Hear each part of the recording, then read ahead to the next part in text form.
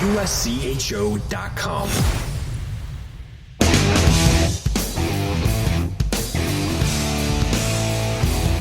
Welcome to USCHO Edge for Friday, January 27th, 2023, where each week we handicap and prognosticate a bit about top games this weekend. This podcast is sponsored by the NCAA Men's Division I Frozen Four, April 6th and 8th at Amalie Arena in Tampa, Florida. Secure your seats at ncaa.com/mfrozen4. I'm Ed Trefzger alongside Jim Connelly and Dan Rubin. Well, this weekend is definitely rivalry weekend, and we only have a couple of games that have betting lines, so we'll talk about those, BC and BU and UMass and UMass Lowell, but also among them, Alaska and Alaska Anchorage, Colorado College and Denver, Canisius and Niagara, the Battle of the Bridge, the former one, CC and DU, the Gold Pan, Air Force and Army West Point, RPI and Union for the Mayor's Cup, also known for past hijinks between Rick Bennett and Seth Appert. Both those guys are gone, and I expect better behavior from Josh Hauge and Dave Smith, and also Clarkson and St. Lawrence. Well, guys, why don't we start right in with BC at BU. Boston College is plus 185, Boston University, a minus 230. The over and under is 6.5.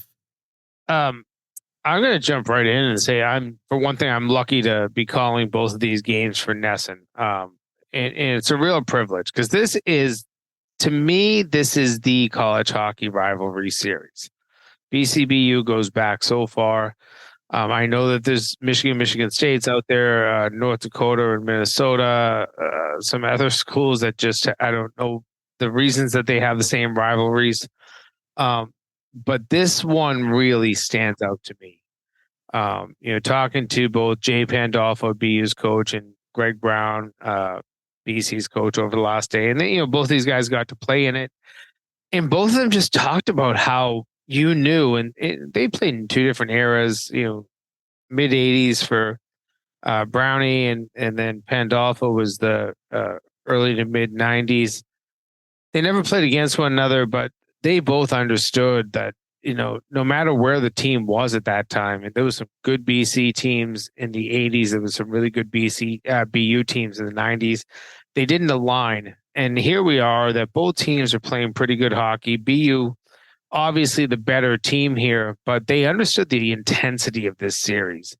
I think I am the only person on our staff that is going to pick Boston College in this game. I just have to pick the intensity. I go back to the game that they played. They're going to play 3 this year. The first game was back in December, and BC a 9-6 winner in that game, and a game that both coaches said they hated. Neither one of them enjoyed the way their teams played. They didn't like how wide open it was. Just wasn't the game that they wanted to play. But BC's power play, against BU was very good back in December. I would expect that to be something you have to watch. I think that it won't be, neither one of these two games will be as wide open, especially playing back-to-back nights. You don't have the ability to kind of just let it open and let it be free because you are playing the same opponent the next night. You have to kind of be a little bit more cautious with how you approach the game. I think that the emotion might side with BC here. The road mentality, I think there's something exciting playing on the road in these big games. You have 6,500 fans at Agganis. You'll have almost 8,000 fans at Kelly Rink Conti Forum at BC on Saturday. I think the road mentality, I like the road team in both of these two games here, just because of the extra energy you have to bring. I think that the visiting team just has to pump it up a little bit more. I love the visitor in these. I'm going to take you back in time for a sec here to, I believe it's January-ish, early winter, 1996. It was the first ever college hockey game I went to at Walter Brown Arena. And I have no problem saying that before the night was over, because I think BU might have dropped 10 goals on BC that game. I, to this day, still sing, "Go BU, go BU. I'm taking the Terriers, baby." Now, there's a reason for this. Besides the fact that I grew up going to Walter Brown Arena. is I really like BU. I mean, I've been watching them for a while, and I kind of watched what they did specifically with the Cornell game because it directly impacted me with ECAC. And that game really showed me that BU is more than just a team that picked its spots. When you look at some of the wins, when you look at the UNH series, UConn I felt was kind of on the downswing or starting the downswing. I think UConn was still really highly touted when they played. The Desert Hockey Classic, the loss to Michigan Tech, but it was kind of what it was. But I really like BU. And when you talk about the emotion of a rivalry series, I think BC is going to punch them in the mouth. I don't think there's any doubt about it. I think that locker room is going to be galvanized, and I think the rivalry aspect is going to come out in the way that this game's played. But I think BU has kind of that leather skin burned onto them to take those first maybe punches in each night with the crowds and with everything, come out and then respond, especially because BU's already lost a game to BC where they gave up dump trucks worth of goals earlier this season. So given that they're going to play a lot this year, I think, Jimmy, you can correct me, but I'm pretty sure they play Northeastern in the first round of the Beanpot. BU does. Has to be a final that they would play. Right. So to me, this is the best rivalry in college hockey, bar none. Growing up here in Massachusetts and in Boston, I will say I'm taking the under though. That's 6.5. I think it's going to be low scoring, even though the goals kind of trend against it. Either that or it's going to be a complete schmoz, and we're going to get another 9-6, and there's probably going to be a couple guys tossed at some point. But I'm taking BU and the under in this one, though I do think BC is going to make them earn it. I will go one better than you. McHugh Forum in 1983 was my first college hockey game. BC-BU, a 3-2 Boston College victory. Maybe that's why I hope that's not why I'm even thinking about BC at this point, because you want to talk about total irrelevance. 96, was that 96 you just said? Yeah, 96. Come on, you want to talk about it wasn't good. Can we just throw out there though that at least I didn't do the whole da da da da da da da da da da for BU and gone forward with that? I'd be editing this for weeks. Yeah. As far as people know, maybe I already did. We don't know. Let me bring up just one thing about each team here, and that's how they're coming into this. It was not a good weekend last weekend for BC.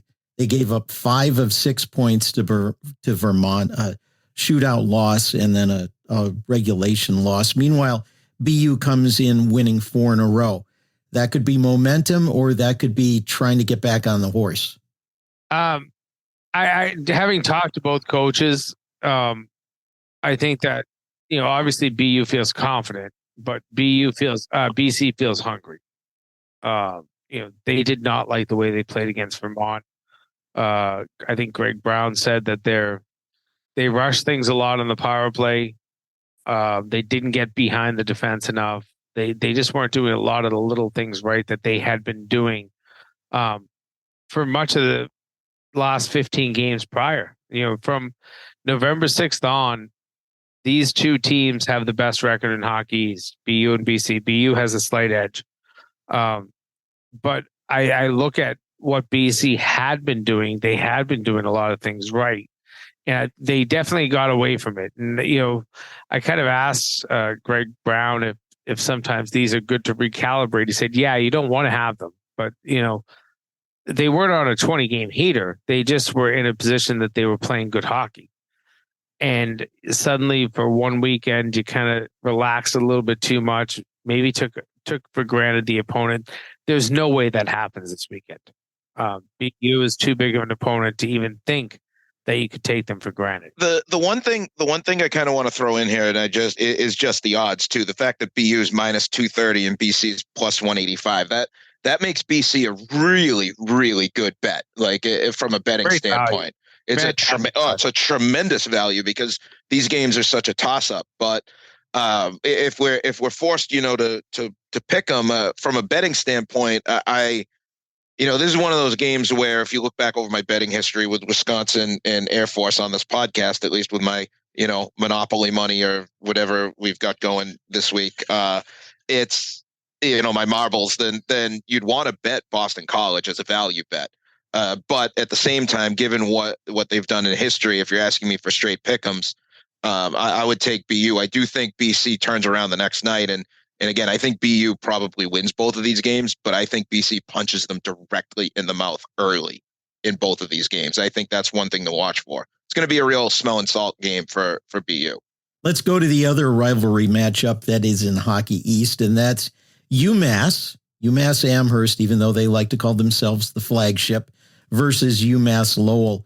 UMass comes in at a plus 145, UMass Lowell minus 165. The over-under is 5.5. UMass Lowell's had some bad losses this season, but has done much better than UMass. And people point back to those 2 wins over Denver, games where the Minutemen really were outplayed but found ways to win. It has not been a good season for UMass. The over-under, I like that one just off the bat, but what do you guys see in this game? I'm going to take the flagship. I think Lowell's going to win this one. I mean, I went to UMass Dartmouth, so there's no love lost for me for either of these schools. I have more of a connection, I guess, to Lowell. So you want the one in Amherst to be called UMass Lowell Amherst? Is that what you're saying? Is that that the fact that we called them UMass Amherst means there's about 50 people who just rage tweeted at us. And I look forward seething. I want to feel it in my pores for this game. I'm going to throw a stat out there for you guys, which is kind of the reason why too, and is the fact that I'm trying to remember what's the one. UMass has not won games on the road. They haven't done it, and Lowell is good at home. So I think the only win UMass might have on the road is UNH, which UNH is not Lowell. I think Lowell is not only good at home, I think they're just plain good. So given the odds in this one, where Lowell's minus 165, UMass is plus 145, it's got less value than the BC bet. I don't know what to make of the over-under, but I think to me, this is going to come back to haunt me for saying this.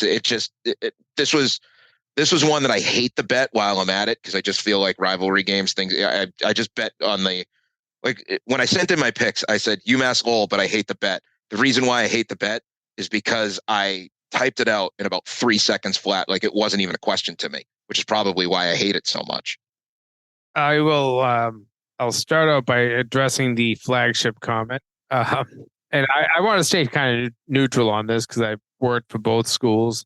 Greg Carville is a good friend, and he's a fantastic coach and a good guy. But the one thing I've learned about flagship is that I did an interview with Marty Meehan, who is the president of the university system.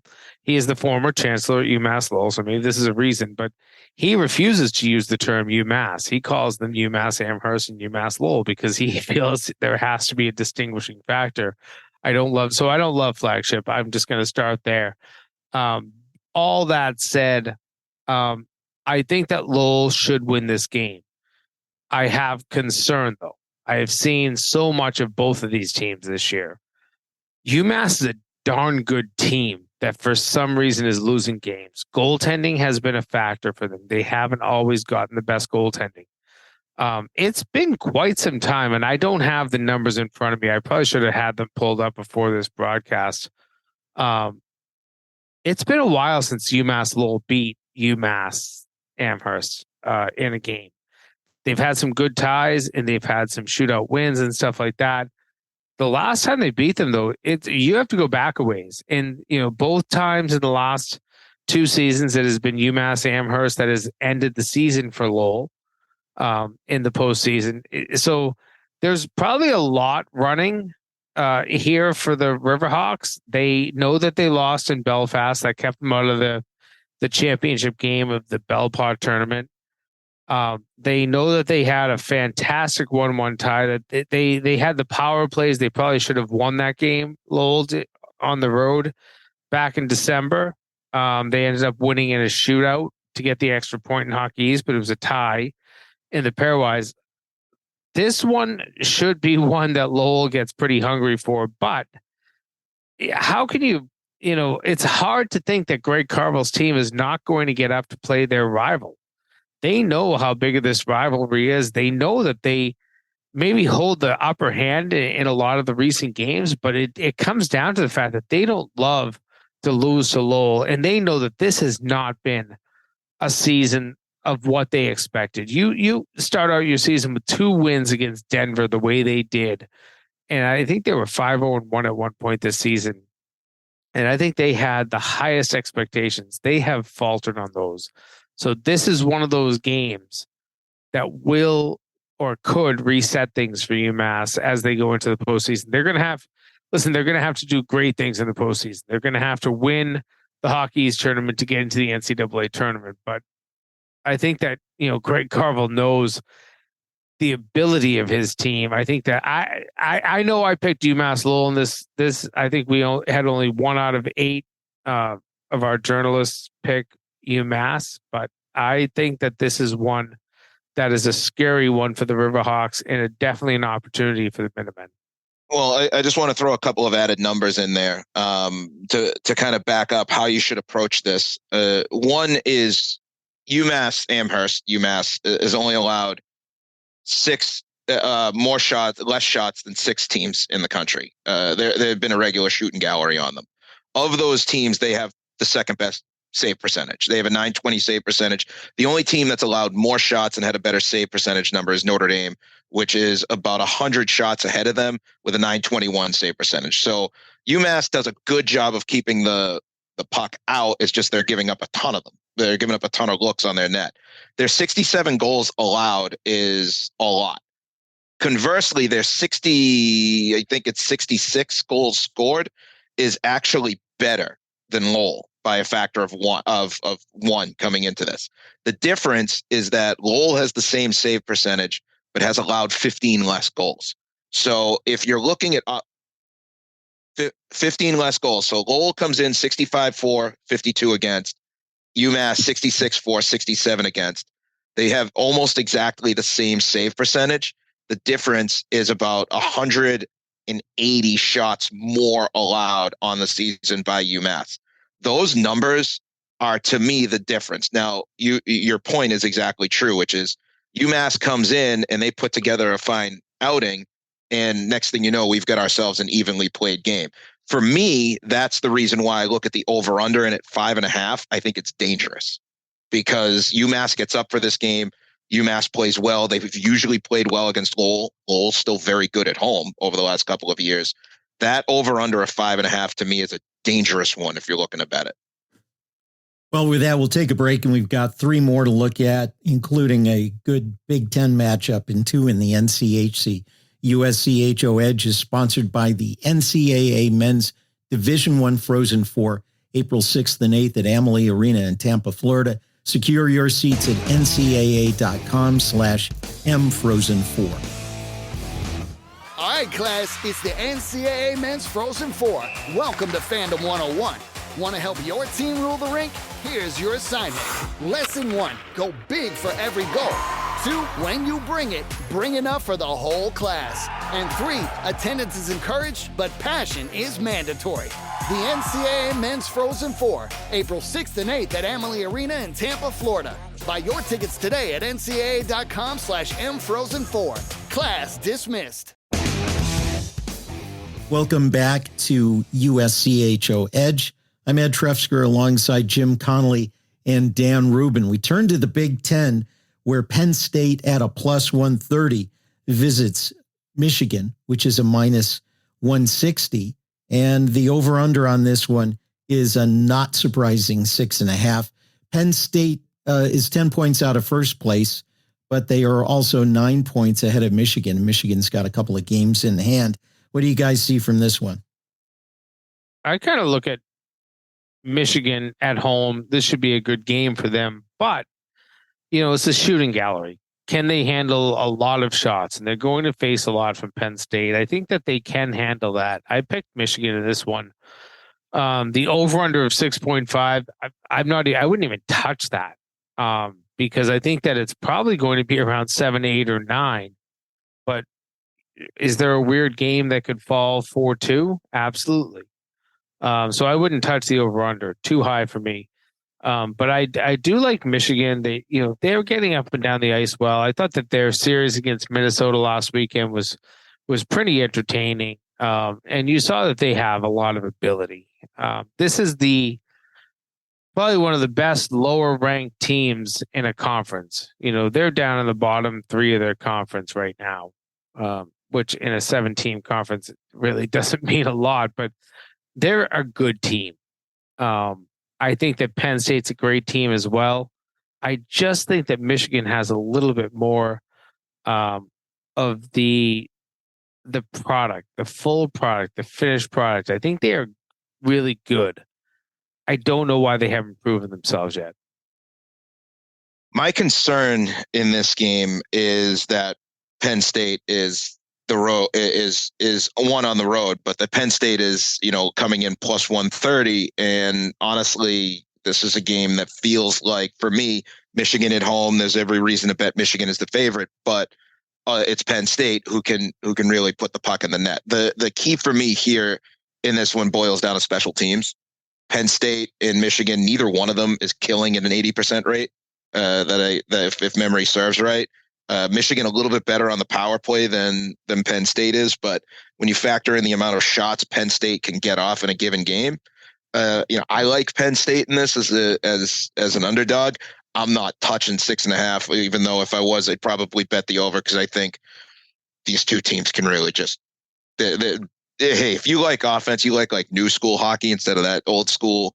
We'll punch it in on defense, then this is probably your favorite matchup of the week. But I just hate the 6.5. Such a hard number to pass. I mean, you've got to get a 4-3 game, which is very doable. But if one team doesn't score 3, you've got to hope the other one scores 5, and that just seems like a lot to ask. I love you, Dan, but old school hockey is not about not allowing goals. Old school hockey in my world is what Greg Brown talked about, averaging 6.5 goals a game at Boston College when he had Janney, Stevens, himself. The Oilers of the 80s? Yeah, the mid 80s. You're talking the 90s, baby. You need to be talking about mid-school hockey. The 90s. 90s had stupid goals. You're talking about the 2000s. You're a young kid. I get it. But there were days when we saw goals pop in the net like that, like they were M&Ms. I mean, like they were everywhere. The puck just kept flying in the net. A 9-5 game was nothing back in 1992. Definitely back in the 80s. I think of Paul Kariya and his team in 1992-93 averaged 6.8 goals a game for Maine. Think about that. Well, that's back in an era where an .890 goaltender was pretty average. Today, an .890 goaltender .910 was elite. Get you, yeah, today an .890 goaltender mostly gets you benched. Although I can think of one perennial contender whose goaltending is below that right now, but I won't mention them because I don't want their fans to feel bad, and I don't need the trolling tweets tomorrow. Oh, come on. I picked it. This is who I picked in our picks this week is Penn State. I feel like, as the kids say, that Penn State's a wagon. They just have things happening, and they, you talked, Jim, you like to use the phrase, they shoot from the popcorn stand, but this is a team that also can get up ice and get to the front of the net. And so I think that they may be the most dangerous offensive team, or at least the most explosive offense in college hockey this year. Probably the best. That's why I lean that way. Probably the best speed, Ed. I think their speed. Oh, definitely. I don't know that they're the best in college hockey because I think Minnesota gets up ice really well. I think St. Cloud gets up ice really well. But when I really look at speed, you can see it out of Penn State. And the whole thing with me is speed has to be organized. And if you're going to come up ice fast and you're kind of try to do things where you're pressing the pace, you have to be able to complete pass after pass. If you come up ice with a ton of speed and then you drop it and you lose the puck, it's going the other way. And you've now probably gone so far past everybody. You're now in a detrimental situation defensively. I think that Penn State comes up in a very organized manner, and they know how to keep the puck. They don't turn it over a lot at the offensive blue line. That danger zone turnover is not a big issue for the Nittany Lions in the games I've seen, at least. Well, let's move on to the NCHC. 2 games in that league. Not exactly rivalries, but a whole lot on the line. Omaha is plus 175 at Western Michigan. The Broncos actually trailed the Mavericks in the standings. Over-under is 6.5. Western Michigan is averaging almost 4.5. They've got the top offensive line and the top offense, or one of the top 2, depending on the week in college hockey. This is an important one for both teams. Omaha wants to stay in the top 4. Western Michigan wants to climb. I hate the line on this game, but I still took Western. I just think that they're the better team, and that's what it comes down to. Omaha, I believe in them. I believe that they have a lot more this year than they did last year, but right now, Western's offense is cranking, and I just think that will be prevalent. At home, I think that there's going to be a ton of goals scored in this. 6.5 is not enough of a line. If I had to bet something here, I'd probably bet the over. But I just don't see Omaha finding a way. I think Western is really good right now. Yeah, I'm with you on that. We all know I've been driving a little bit of the Western bus a bit with I've been calling the Western choo-choo train. I've been conducting that one the last few weeks with their offense. But I will say this line scares the dickens out of me. Plus 175 for Omaha feels almost as good a value as the Boston College one. I mean, this is a tough bet if you're looking at Western Michigan minus 215. I'll tease the over 6.5. I think this can hit there, but I can't pick against Western Michigan right now. But that doesn't mean I can feel good about putting it in. Well, I guess we're all pretty much in agreement on this one. Let's move on to the last one, which is St. Cloud State, a minus 175 at Minnesota Duluth, a plus 140. The over-under on this one is only a 5. It's been a rough season for Minnesota Duluth. I still like them. I don't know why. And I can't explain that one. I'm picking them with this week, and I don't know why. I'm only one of 2 writers on the USCHO staff. The other one is on this call as well. Dan, I know you went with them. I thought we were going to be so sympathetic, simpatico. I don't know what the word is, that we were going to kind of be in line, because you had originally picked BC, but then you bailed on that pick. So now I guess this is the only thing we have in common. I don't know why I like Duluth here. I know that St. Cloud is probably the better team, but I know that Minnesota Duluth is not that bad. Now you're on home ice. In a game that probably is not going to have a ton of goals scored. I believe in this 5 line. Wouldn't touch it. It's probably going to be a 3-2 final. I don't know why I just feel Duluth here. I mean, Dan, you probably have more reasoning than I do, but I just feel Duluth. I'm going to go set fire to St. Cloud fans when I say this. It does feel like they could just lose any game at this rate, right? Like, they're going to be so mad at me for saying that, but I can back it up. They beat Minnesota, lose the next night. They beat Miami, they lose the next night. They lose to Colorado College. It wasn't Colorado College. They lost to Western Michigan. They won on Saturday. It feels like St. Cloud, even with the sweep over Denver, who they beat in overtime and then lost the next night. It feels like St. Cloud could go out and lose a game. And I think St. Cloud was number 1 this week in the polls. It just doesn't feel like, in the way that number 1's been kind of traded off, I don't feel that they are the team that it's strictly emotional feeling. I don't know why I like Minnesota Duluth so much either, but it does feel like Minnesota Duluth is way better than advertised. I think they're better than the sweep loss to Omaha. I think they're better than even the loss they had at North Dakota. So I'm rolling with the Bulldogs, and they're the home dog. We all know I hate home underdogs to begin with. There's usually something you can put in the water, so to speak, that gets you going in front of your home crowd. I've kind of liked Minnesota Duluth, even though they've not really given me a whole lot of reason to over the course of the year. But they're not bad at home. I mean, if you're looking for I think they're 7-6 at home. So if you're looking for something, but I'm with you. This is just a gut feeling. I'm not touching that over under. Over under a 5 feels like it's gonna. You're like, you know what? 5 seems low. Yeah, it does. That's why I wouldn't touch it. This is gonna be a 3-2 game. Okay, I'm the oddball on this one among this phone call, but not among the staff.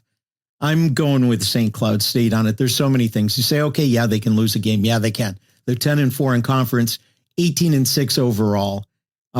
When they score first, they're 10-0, 10-2 when they outshoot the opponent, 7-4 away, which is better than 7-6 at home. All kinds of things going their way. They've just about doubled the scoring of their opponents. There are all kinds of things to like about St. Cloud.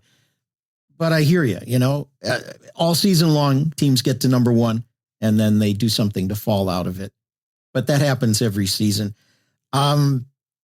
St. Cloud State needs to keep pace with Denver atop the NCHC. Getting that top seed is great. I think things all point to St. Cloud, but you guys have certainly outlined a few gut things that can point to Minnesota Duluth. And I don't know why. Again, it's just those gut feelings. And I, knowing that Duluth they've just had so many games bounce the wrong way late. It feels like they are a better team than their record shows. I know that they've had some games that they just lay eggs early, especially. But when you also think about some of the games that they have been in and didn't close out, I don't know. I feel like when Scott Sandelin's a fantastic coach. Let's just start there, and then you get into a situation. Stealing my point. Yeah, you get into a situation where you're in a game against a big team, a big rival-ish. St. Cloud State, you'd love to beat them. I just feel like if they get into the right situation, they will win. I don't know that they're going to get there, but I'd rather bet my pizza money on that than actually eat a cheese pizza. I will say this: great coaching matchup. That was going to be my point. Scott Sandelin, Brett Larson coached with him at Duluth before he moved on to St. Cloud. I love Scotty Sandelin as a coach. It was one of the first Frozen Fours I ever covered. Was when Minnesota Duluth won a title. It was, I love their system. I love the way he plays the game. I think Brett Larson's a fantastic coach, but I do think Scotty Sandelin's got a couple of tricks still left in his bag with a team that, like you said, just hasn't had the breaks. And I think they're not dead yet, Duluth. They just got a little something that I can't put my finger on that I'm saying, just watch that. Do I think they're going to rattle this whole thing off and go be a national champion this year? No. But I will say on one night, when you say any given team, and they just feel something about it. I don't know.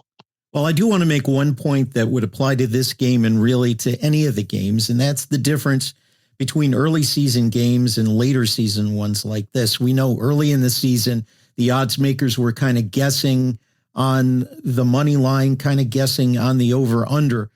So now they know a lot more about the teams, but the teams know a lot more about each other too. This is the time of the year where you're forced to maybe change up your power play a little bit because everybody knows your tendencies. It's when you've got to find a little something. Maybe you're swapping guys on lines. Maybe you're doing a little something there. So in a time of year where predictability is taken over, a little unpredictability from your strategy in the game can come into play too. Totally. I agree with you there, Ed. And I do think that the odds makers try to do their best week in, week out. It's all in their necks. I think the overall purse that is bet onto college hockey is still rather low compared to most sports. So the sports books don't get as nervous with college hockey. So they're allowed to probably have a little bit more leeway in where they set the lines. And sometimes they're setting lines hoping to get money pushed to one side or another. There's no doubt about that in my mind. But you're right that the one thing that we don't always value is the intangible, is the strategy or the coaching and the little changes a coach could make to change the way things could go in a given night or a given weekend. I'm going to be interested the more we see states come online We're going to see Massachusetts come online in about a week with sports betting. The more states that have this, especially the more states that have college teams. Now, Massachusetts is going to have a unique law that you're not going to be able to bet on teams based in Massachusetts, college teams, until the NCAA tournament, or maybe it might be postseason tournament. So Hockey East or ECAC tournament might count, but I know the NCAA tournament will allow you to bet on those teams. But once the more sports books that open up, the more times you have to have people that manage risk that are involved. Risk managers are the biggest, probably the most important employee for these casinos, these sports books, these sports betting companies.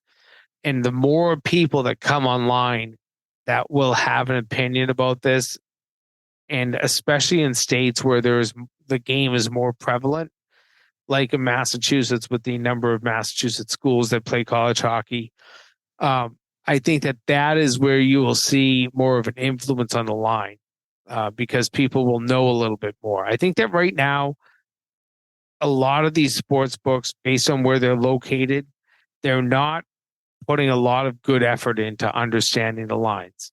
They're really just using statistics to guide themselves more than anything else. So I think as you get into a more robust sportsbook environment, you're going to see a lot more education used on the part of the sports books to make sure that the lines are more appropriately set so that they limit their risk. And as I saw this week, a study, hockey is the game with the most unpredictability, the most lucky bounces, the most chance that's involved, because we've all seen it. A funny bounce, a strange carom. You got a little puck there, and puck luck does weigh into it sometimes. So why don't we wrap it up there? Have fun watching the games. If you're going to bet on them, be sensible about it, I guess is what I'll say. USCHO Edge is sponsored by the NCAA Men's Division I Frozen Four, April 6th and 8th at Amalie Arena in Tampa, Florida. Get your tickets now at ncaa.com/mfrozen4. Find our podcast at uscho.com/podcast or subscribe on your favorite podcast app. For Jim Connelly and Dan Rubin, I'm Ed Trefzger, and this has been USCHO Edge.